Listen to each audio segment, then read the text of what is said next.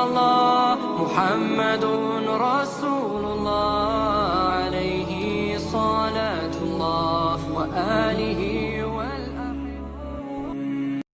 Assalamualaikum warahmatullahi wabarakatuh. Sahabat beriman, namanya Nafisa.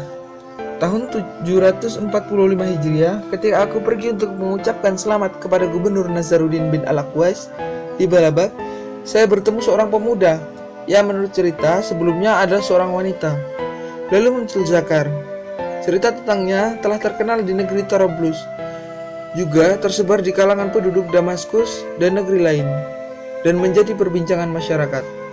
Ketika melihatnya, ia memakai topi Turki, saya memintanya untuk menemui saya dan menanyainya di depan hadirin. "Sebenarnya apa yang terjadi denganmu?" tanyaku. Seketika pemuda itu tampak sangat malu dan berperilaku seperti perempuan. "Dahulu, saya pernah menjadi perempuan selama 15 tahun. Kemudian orang tua saya menikahkan saya hingga 3 kali.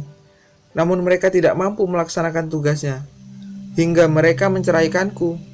Beberapa waktu kemudian muncul peristiwa aneh.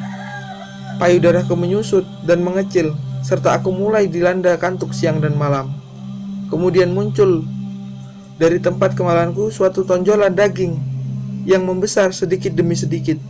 Lambat laun, tonjolan daging itu semakin membesar hingga berbentuk zakar dan 2 buah pelirnya. Aku bertanya lagi, "Bagaimanakah bentuknya, besar atau kecil?" Dengan malu-malu ia menjawab bahwa bentuknya kecil, seukuran jari tangan. Aku bertanya lagi kepadanya, apa ia pernah bermimpi basah? Ia menjawab bahwa ia pernah bermimpi basah sebanyak 2 kali semenjak kemunculan zakar tersebut.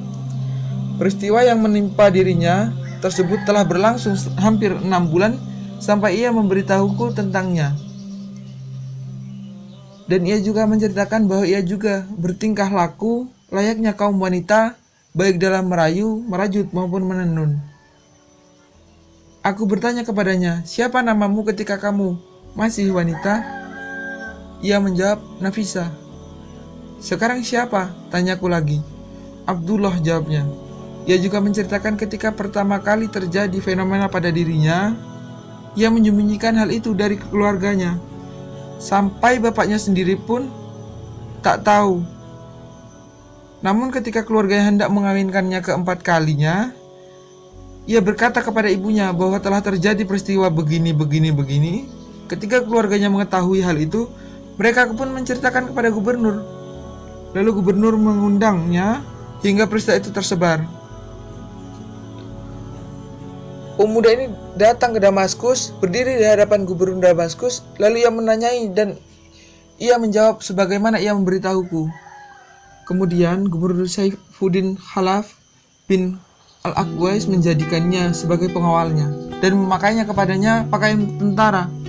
Dan ia adalah seorang yang tampan, aura wajahnya, jalannya, dan logat bicaranya nampak kelembutan seorang wanita. Maha suci zat yang maha membuat apa yang dia kehendaki, karena di alam ini jarang sekali terjadi peristiwa serupa. Diceritakan pula kepadaku bahwa zakarnya muncul dalam keadaan terhitan. Karenanya keadaan zakar tersebut disebut khitan bulan, dan keadaan ini sering dialami oleh manusia. Wallahu a'lam. Demikian sebagaimana diceritakan Ibnu Katsir.